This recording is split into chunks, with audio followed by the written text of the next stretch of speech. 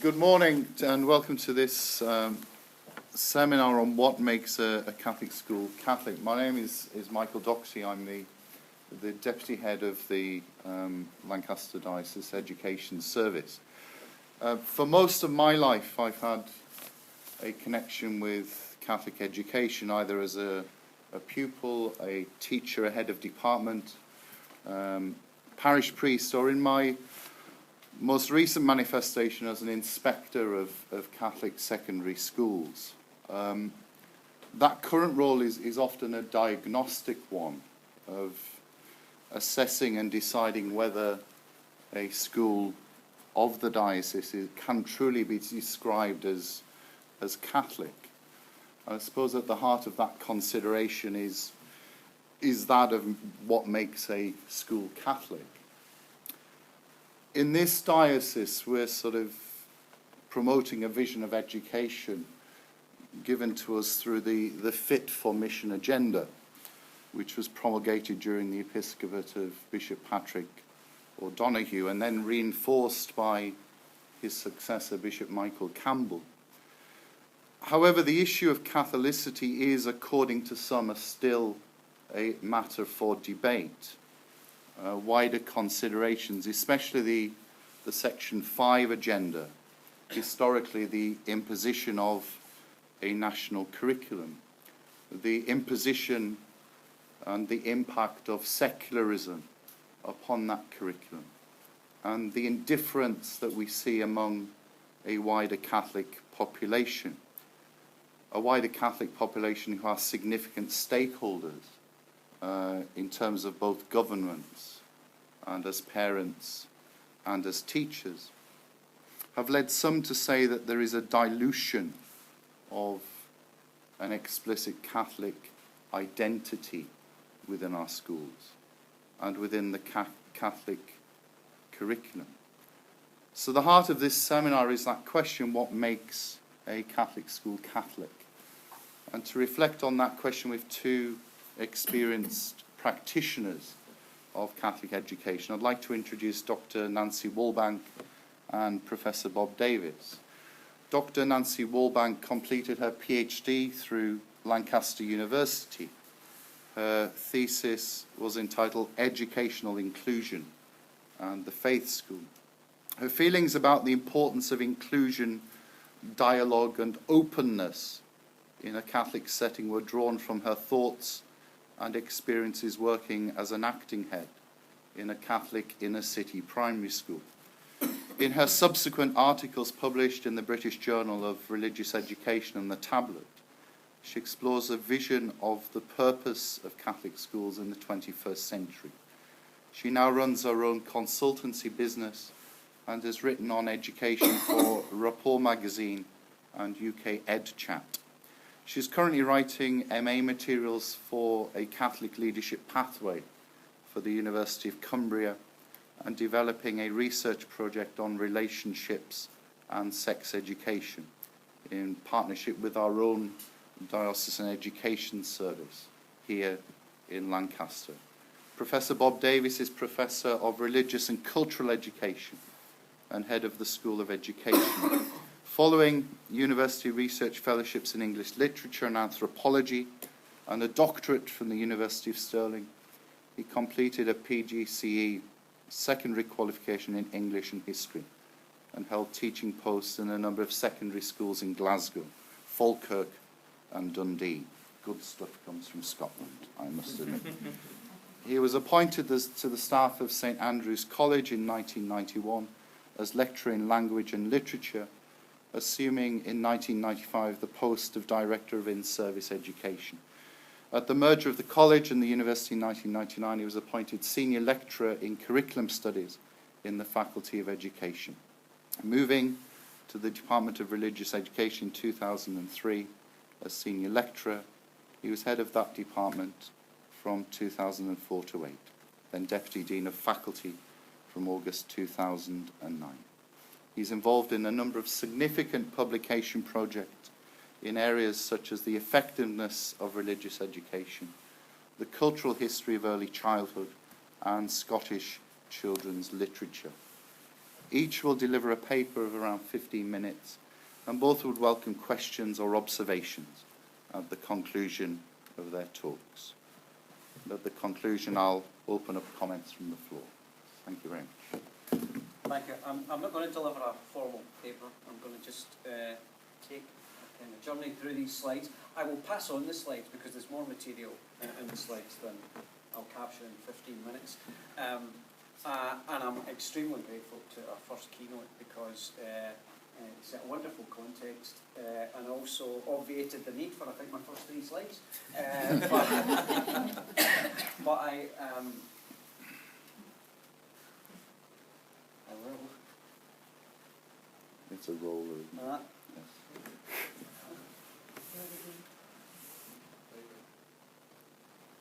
Are you rolling? I'm rolling, yeah.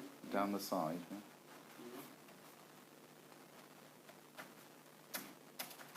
Should have got a map. I'm not moving at all.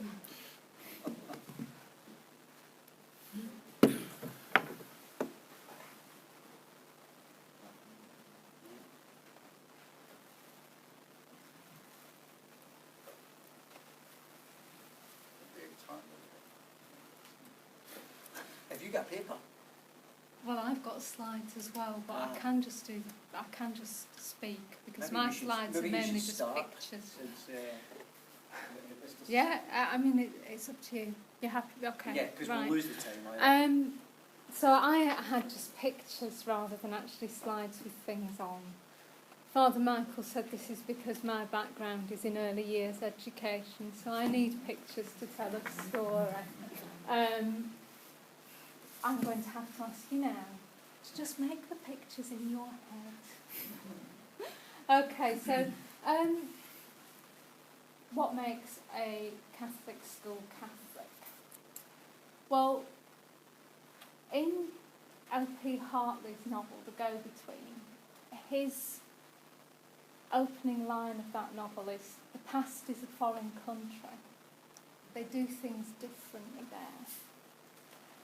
And one of the things I want to explore as I'm speaking today is how some of those images and metaphors about the past, particularly relating to Catholic education, still really inform our ideas about what Catholic education is today.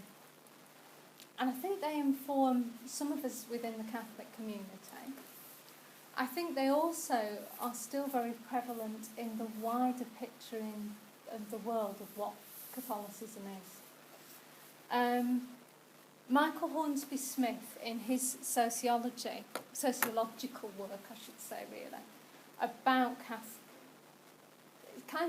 Catholic life, Catholic culture and Catholic education, talks about how in the past Catholic identity was very strongly linked with the identity, the place of the church. He argues a lot of this is to do with migration. So in England, Scotland and Wales, we had a migrant Irish population who came and they established their faith and their schools in what he calls the fortress church. So there was a lot that informed that Catholic identity that really came from a migrant experience as much as a Catholic experience, and the two became very, very enmeshed. So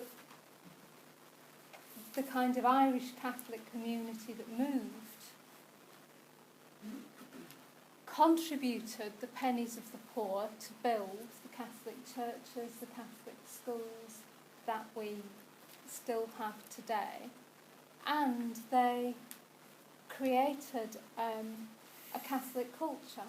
So, and I think this is actually a more recent past than we maybe think. You had a very much a case of people went to Catholic schools, they socialised through Catholic clubs, Catholic youth groups, Catholic football teams. You had organisations like the Children of Mary. So there was a sense in which people married other Catholics because that was their social group. and then they sent their children to Catholic schools, and there was kind of a sense that the church would grow exponentially, you know, because we would just have Catholic children who would go to Catholic schools and we would go out like that. Now, obviously, that is not the world as it is now. Our Catholic life and culture is a very different place. But I think, I'm sorry, I have to read this because it was on a slide. Marjorie Cruikshank pointed out in her work that to foreign observers, and indeed to laymen of our own country, the education system of England and Wales presents a bewildering picture of logicalities and inconsistencies. Its ragged and untidy shape can be explained only in terms of the past. So we have to have some sense of where we have come from to understand where we are now. So where are we now? We have a very strong tradition of our faith. Our tradition goes back way beyond our kind of experience of Catholic faith in this country, in the sense that, you know, when we talk about Catholic schools, really, we're probably talking about the past 150, 160 years. But our Catholic tradition goes back so much further.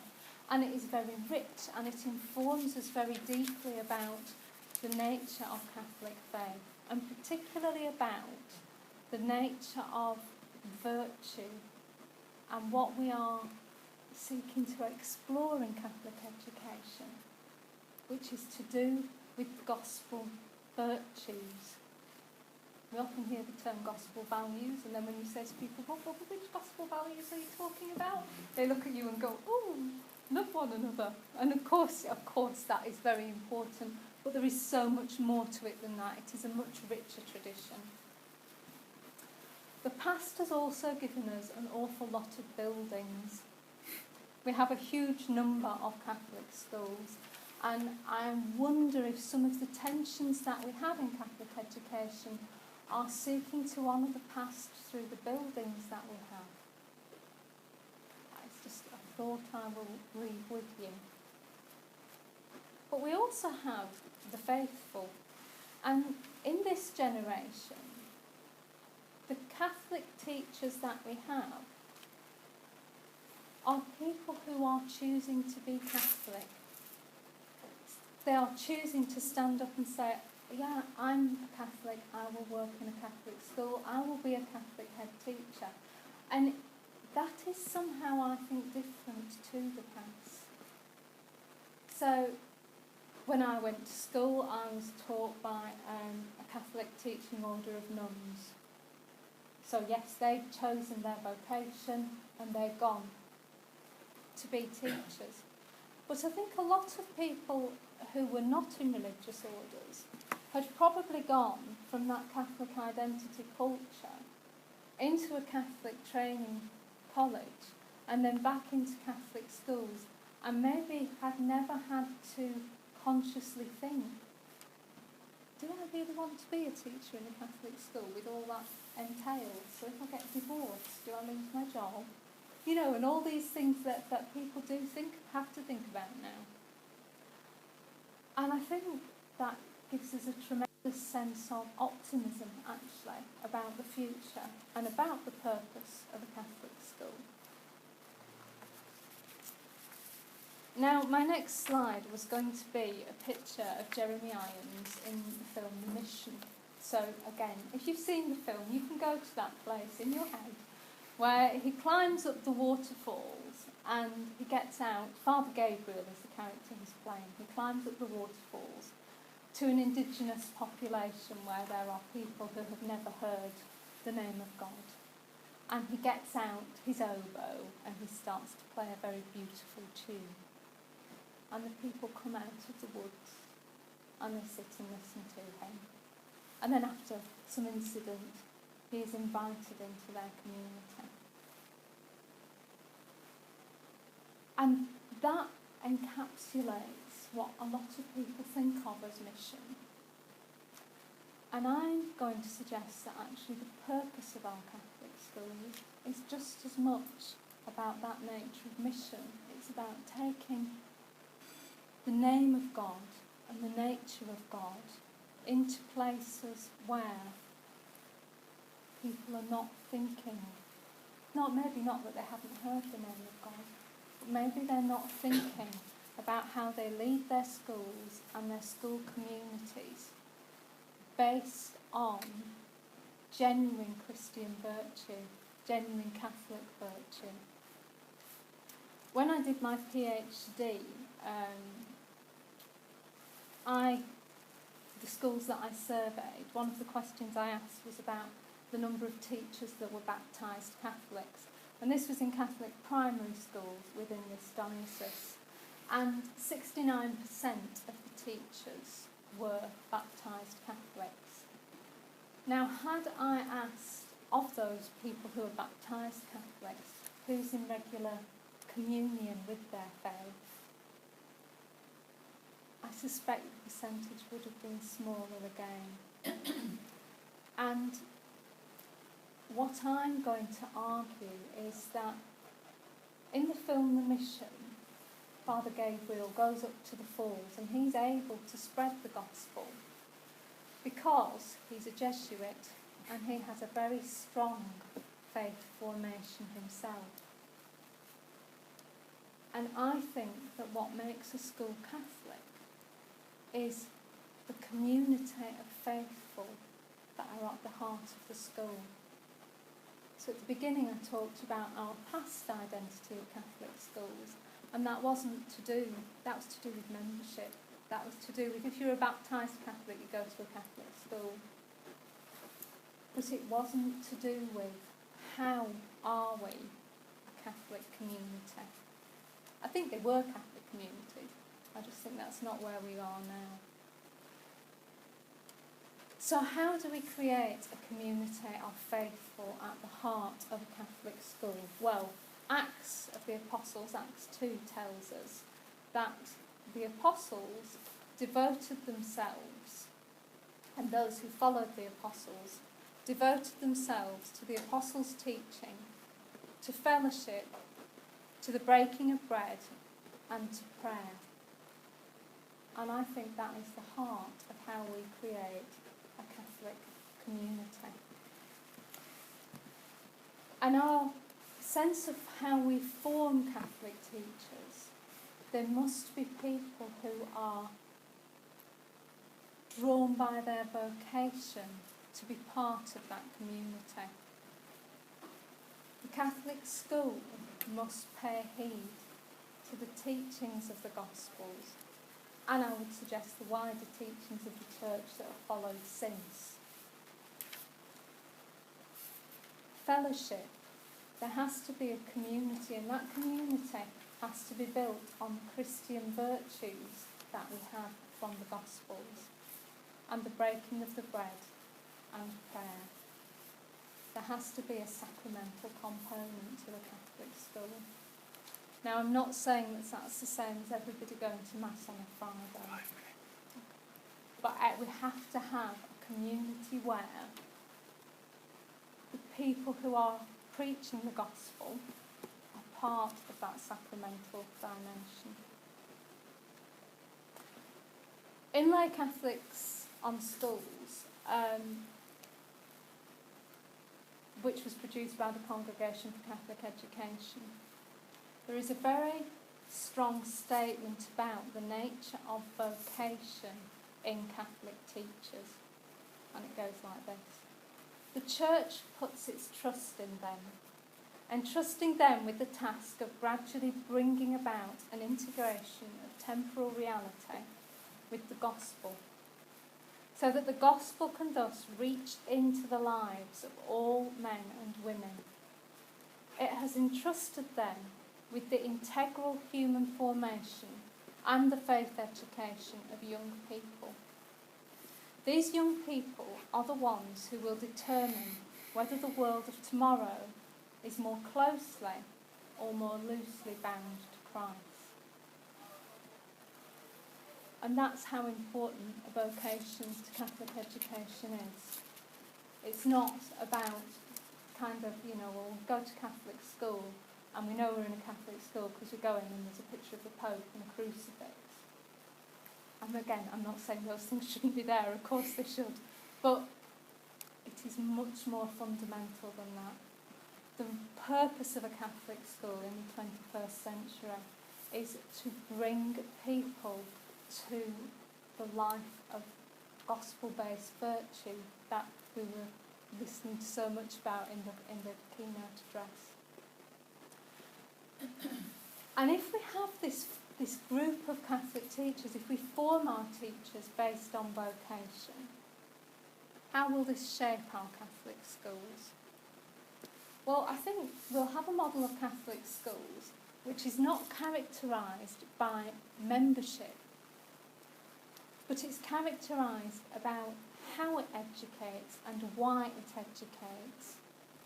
So it will become a missionary school in the truest sense of the word, because it's enlivened by gospel virtues.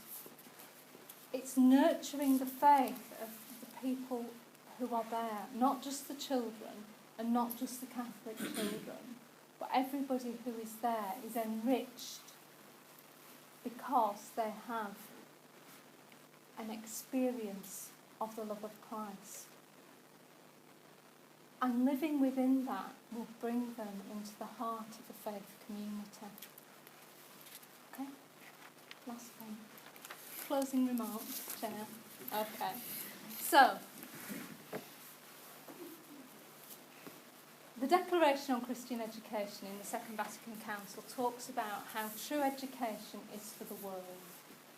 And the purpose of Catholic schools in the 21st century, and I would suggest in every century to come, is to create a community of faithful, to build on the faithful who are there, to enliven a new community, to go out into the world to be the saving leaven to the world. This is why they exist, and this is why they still matter in the 21st century. Thank you very much.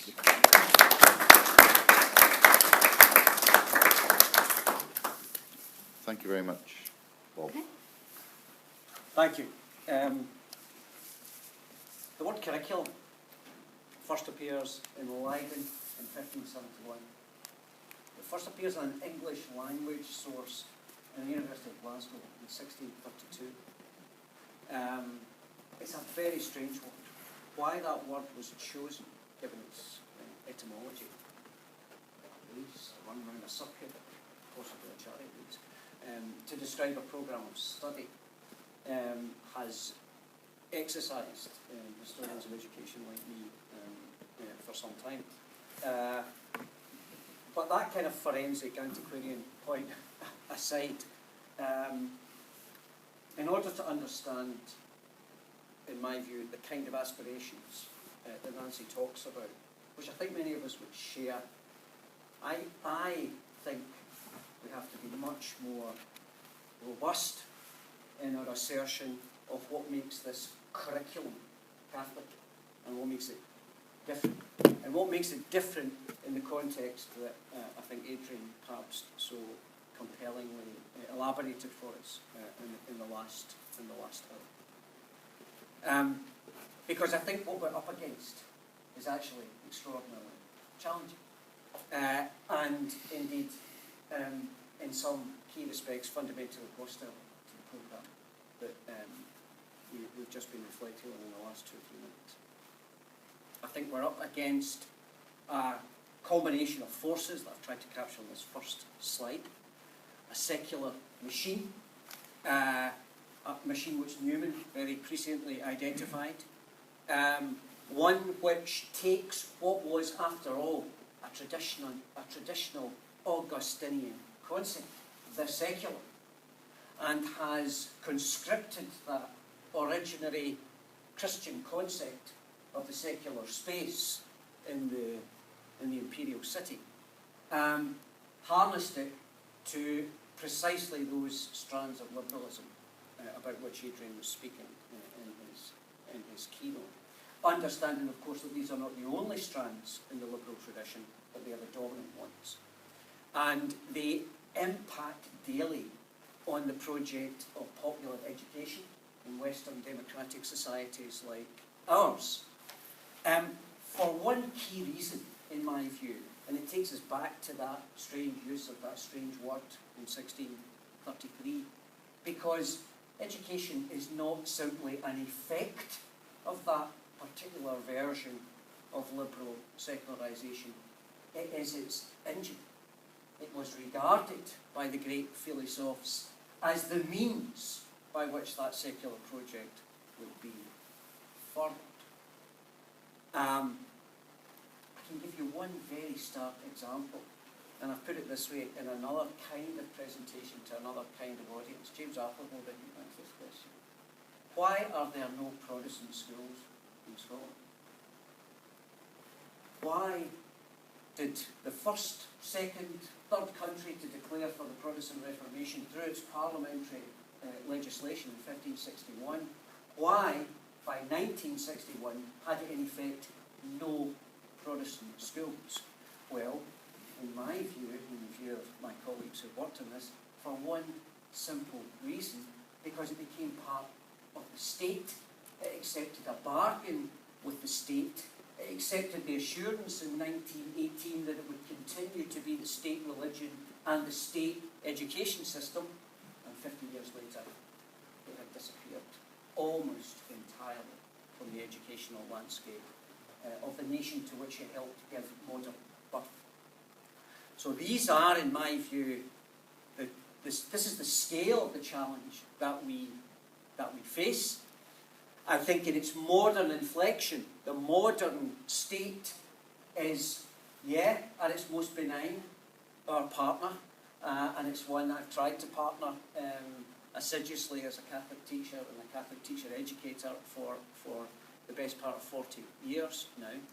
But nevertheless, we have to understand how to engage critically with its agenda, because otherwise it will take possession of us and do exactly what it did to the Church of Scotland. And its extraordinarily important and flourishing school system well into the 19th and the 20th century.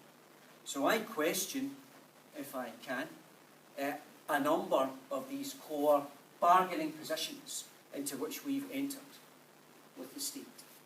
It's managerialism, its seductive citizenship agenda, its sense of producing, and not exclusively, I would suggest, in its science curriculum, its syllabus, but throughout the curriculum, a kind of fundamental secular subject, and its reproduction of those same liberal values and those same liberal aspirations as the core rationale for becoming an educated person in a democratic, secular polity.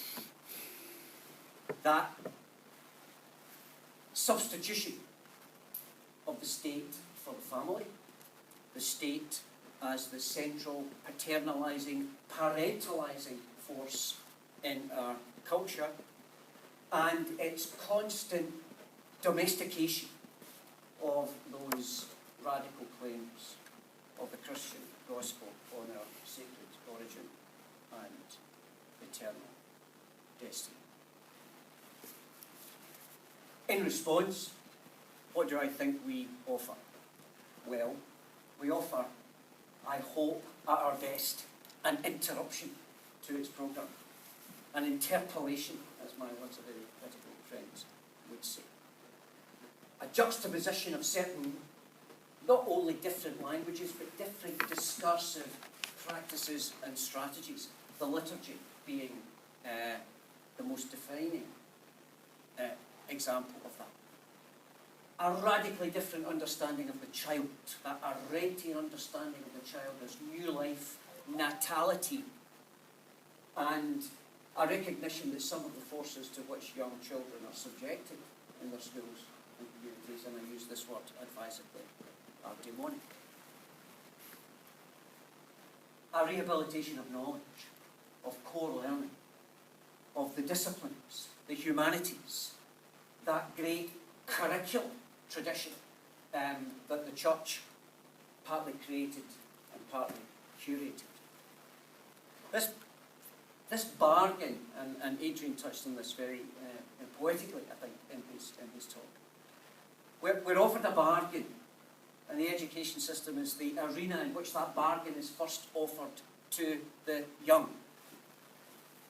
Antonio Negri says, late capitalism's greatest discovery is that the last resource to be exploited is the self.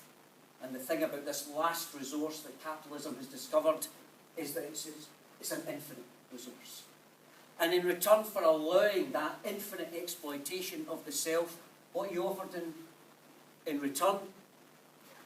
Endless, boundless reinvention of the self. In that consumerist autopoiesis that is offered to the young as the material reward of submitting to this regime of education and learning. I think this is a devil's pact. I think too many of our schools, religious and secular, have signed up for this pact, and I think it's time we contested it radically. I think we return to precisely the kind of values and how can I put it, principles I'll go with that our previous speaker alluded to, but I see this as an increasingly adversarial stance to take in relation to the educational systems within which we are increasingly regulated and controlled. We offer an alternative, and we have, in my view, too routinely and too submissively surrendered the very language in which that alternative is permitted, its articulation and its expression in our day-to-day educational practices. What does that mean? Well, again, several people have touched on this already, and it's been part of the work of myself and some of my colleagues here in this room, and my missing colleague, Leonard Frankie, to try to elaborate this, to work this up as a curricular programme. We take our stance, our locus, and I use that word, that spatial kind of metaphor quite deliberately, from Benedict's concept of the courtyard of the Gentiles. We're not Jansenists, we're not Manichaeans, we are not spurning or rejecting the world, but we are in that courtyard meeting the Gentiles, sometimes meeting the pagans, in order to contest, assert, dialogue, create, reimagine what the prospect and project of popular education might be like in the 21st century. Because, and again, I thought about the use of this phrase quite painstakingly, because it seems to me that I've been a Stockholm syndrome, where we have submitted to the vision of those who are holding us hostage.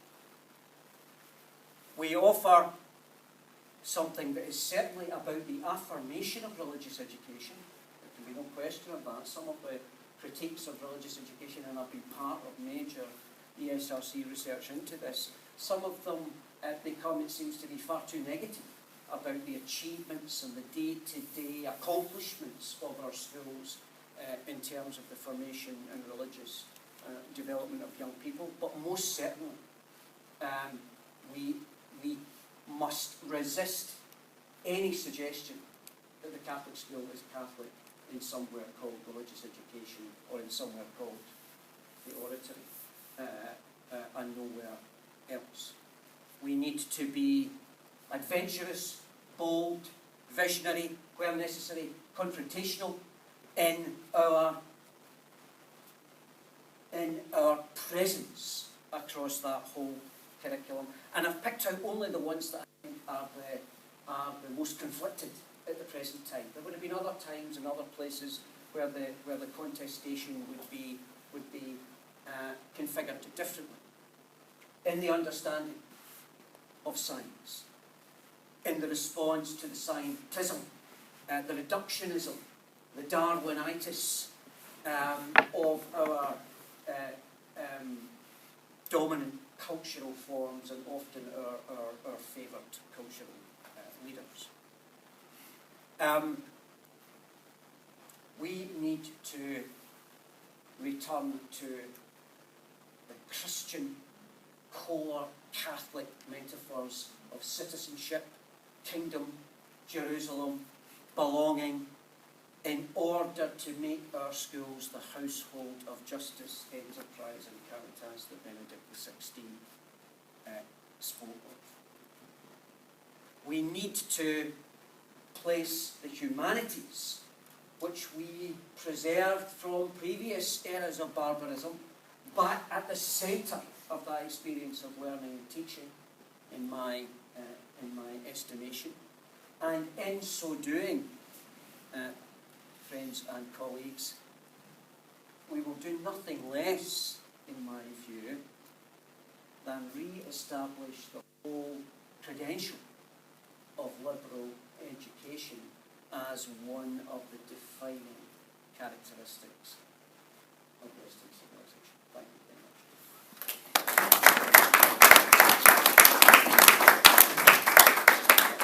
So I'd like to sort of open it up to the floor. Are there any questions, comments, views on, or any questions for our two speakers? Yeah. As a teacher, as a head of department in a Catholic school in South Wales, I was interested in one of the bullet points on your PowerPoint, challenging the urban myths of learners, learning, pedagogy, craft and understanding. Can you just expand on that for me?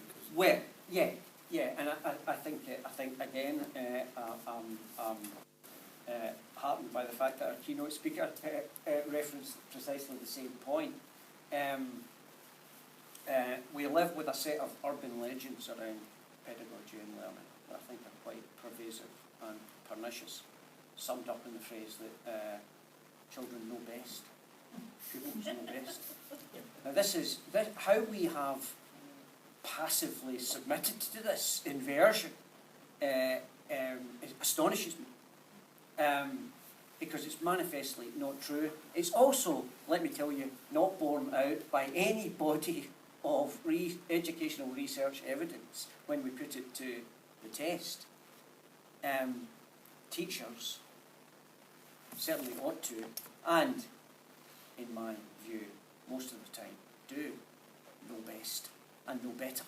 And that's one of the reasons that they are asked by society and church to teach the young. So I think one of the things that we as Christians, as Catholic educators, are offering to the polity, to the common good, is that reassertion of the significance of the teacher as, a figure and a witness in relationship with pupils. Who would deny that? And who would deny also that previous regimes of learning and teaching neglected that or allowed it to be eclipsed by other more authoritarian versions of the teacher-pupil encounter. But we need to rediscover and restore to the esteem and character of the teacher that confidence in their expertise, in their knowledge, in their authority, again in that deep biblical sense of authority. And that, it seems to me, would represent a major challenge to some of the dogmas of our educational present. I totally agree with you, because for many years in my training as a teacher, we were told, no, you are the guide on the side. Pupils discover their learning, and you're not to be the sage on the stage. Where over the past 5 years, I've discovered that is completely wrong, and I am the sage on the stage. I'm always cautious of generalisations in these contexts. Of course, there may be moments when teacher and pupil explore something together in response to a particular, kind of heuristic opportunity. Who would deny that? And who would deny also that the most important thing about talk and chalk is talk, and what that teacher talked about, who then turned back to the whiteboard or the blackboard or the computer screen. Nevertheless, I think that the doctrines of constructivism, I risk digressing here, the doctrines of constructivism have, in my view, had a baleful influence on education. Any more comments, no questions? Can you say something about parents? They said that the fortress has really been built by great-grandparents, parents and grandparents. But what's the role of these parents now? This kind of disinterested, non-seeking army, or? I think that is actually the role they are sometimes relegated to, and I think some of that comes to kind of the partnerships that we've entered into. There's a whole way in which parental responsibility is kind of abdicated to the school. One example of that I've seen is to do with sex and relationships education. There's kind of an expectation that will be done in the school rather than in the family. I think the partnership between parents and school, and the parish, particularly in the role of foundation governors, is a really critical part of forming that Catholic community. But because I only had 15 minutes, I drew on the teachers as the key people. I think we can still, without Catholic schools, parents are the first educators of their children. Without Catholic schools, parents would still go on to form their children in the Catholic faith. They may, I would say they won't all, but some Catholic parents would still take that. I speak as a Catholic parent myself. You would still take some responsibility for the formation of your child in faith. So therefore that partnership between parents and schools. And I think there is a real sense in which a truly Catholic school welcomes the parents in to the acts of worship and communicates with the parents about the nature of the curriculum and why it is different in a Catholic school. Go on. Well, I just wondered to what extent the school is fighting against the parents. Quite often they can, In your sense, in the way it's quite aggressive, the sort of view of the way that things should go. It's not society or the state. It's a Glasgow kiss approach. It's not society or the state. It's the family of the child fighting somehow. Again, it's infinitely more nuanced as a practice, isn't it? And part of what I think we're both speaking about, that there's another partner to this endeavour, which is the parish, and the parish itself is a kind of expression of neighbourhood and community and affiliation. There are times, I think, when the school is either a compensation for certain absences in other parts of the child's life, or indeed, most certainly a challenge to and to come to the Catholic school on that voluntaristic basis seems to me is to sign up for that mission. Just a question for both of you. Nancy, there seems to be sort of a monastic model that you're suggesting. That you have this sort of body, this community of faith, sort of embedded in the life of teachers, as a life of faith.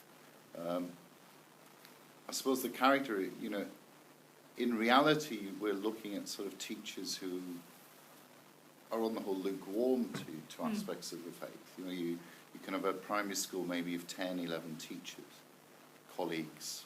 Maybe one or two would be practicing, namely the head teacher, the deputy head. You might have half a dozen or so who are not Catholics, and then another 3 or 4 who are nominally baptised Catholics, but you know are sort of hatch-match, dispatch Catholics. You know, does that school not qualify as a Catholic school because that bedrock of faith? I know formation of those colleagues is important, but when that ceases to exist, when that monastic hub, in a way, is diminished and sort of dissolved, can you say Catholic education exists, and should we just hand over to the state and say, you get on with that task? You know, that's the question. I would say, actually, when that monastic hub ceases to exist, then maybe the school no longer really is. You know, there is a Catholic, you can be Catholic in name and you can be Catholic in action and Catholic in virtue. And if you're not Catholic in action and virtue, then you're Catholic in name, and that's not really Catholic.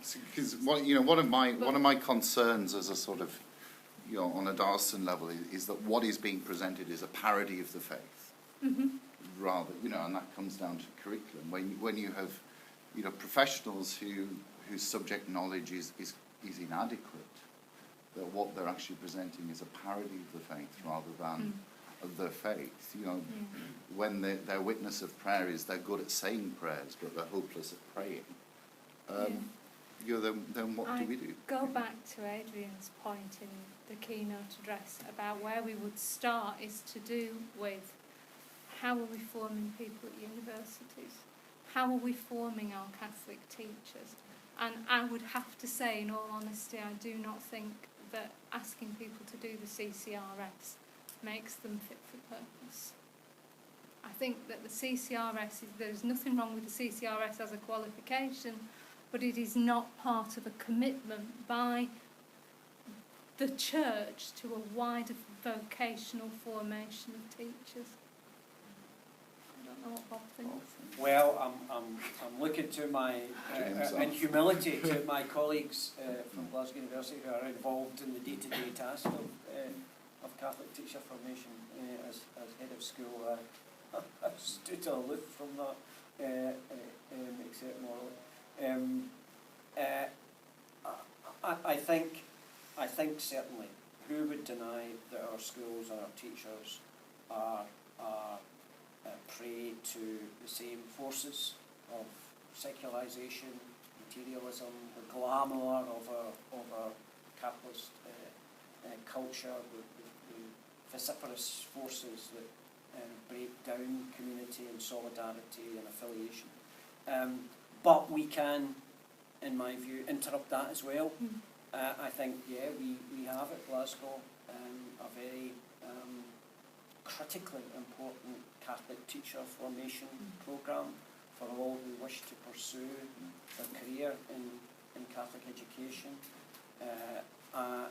We have a collaboration with the Bishops' Conference, with the Catholic Teachers Associations. Of course, in any given school, we all know in any given school the demography of the staff will be varied, and the work on the young is different from the work on people of my age and older. But I think the principle of formation, and I think that's what you're saying monastically, the principle of permanent formation, that we are all being formed in our faith all the time, can make up for so much of that. Any comments? Yeah. I just wonder whether, in terms of the role of the teacher, you said about the nature of Catholic schools, you're now asking the impossible of teachers until you're now prying to their entire, like every aspect of their life, and now say you're now failing on a moral issue or a prayerful issue, so therefore will impose that in conditions of employment and you're out the door. But at the same time, you're taking money from the state to pay these teachers, and the state are going to shout to say, well, you can't do that on those grounds. It just, to me, it's almost like a road down for the teachers about, especially in terms of Catholic schools where we've got failing numbers of, we've tried to employ an RE teacher in our school in Northern England, to like horrendous effects. To get even a supply teacher or a permanent teacher, then and nowhere to go to get teachers. So in some ways, either they're going to start in September with no Catholic teachers on that criteria, or we accept that humans are like everybody else, we fail. So it seems like only a lack of acceptance of failure. Don't you think what you're describing is actually simply a Catholic inflection of a wider educational malaise, which is that our society, because it has this conflicted understanding of the teacher, has no resource for the inner life of the teacher. Catholic, secular, the neglect of the vocation of the teacher and the nurturing of that vocation in all its dimensions, in all its potentially transformational richness, is an approach to our whole society, and one, let me say that you don't find in every culture or in every democracy. Isn't part of it, coming in this from, I'm not a Catholic, hand up that, but isn't part of the problem in terms of the lack of opportunity that we give kids and indeed people at university and teacher trainees and people in their career as teachers to reflect on the big questions, the philosophical issues that underpin what they're doing. And what we all heard first thing this morning about this question of truth, this question of virtue, these very big questions which transcend, the minutiae of whether we know how to pray in a certain way or whether we know how to, to speak in the Catholic language. Or that is somehow less important than our response to those big questions. I just wonder whether the better approach, perhaps, to tackling this issue is to actually increase the opportunities that people have in thinking about these big questions and identifying whether they actually have the correct orientation to be clear. Again, the absence of philosophy from the philosophy of science, the philosophy, the whole field of philosophy is absent in the English curriculum. But even when it's done, it becomes analytic. It's all about playing games. It's not about actually thinking about the questions. Yes. And if we can somehow bring it back to being about the big questions and thinking about what we actually think rather than what might sound clever to say, then it might actually do some good. Any final comments, final questions? I would just say the church, Father, the church doesn't go off the hook here either. I think we have a good, strong system in Scotland in many ways, but the church doesn't do a half of what it ought to do for its teachers, not a half. I think I would second that to what both the last questions were. When I'm talking about teacher formation, we have, as a church, a responsibility to forming teachers in terms of their, pedagogical training or whatever you want to describe it as, but also in terms of their spiritual formation. And you cannot nurture Catholic teachers just by saying on a behavioural level, this is what you must do, because then we become a church of rules rather than a church of invitation and opportunity. And, I have a sort of think about how we need to have more time for research and reflection in the teaching profession than we have at the present moment. Thank you to Bob, thank you to Nancy, thank you for your involvement this morning. Thank you very much.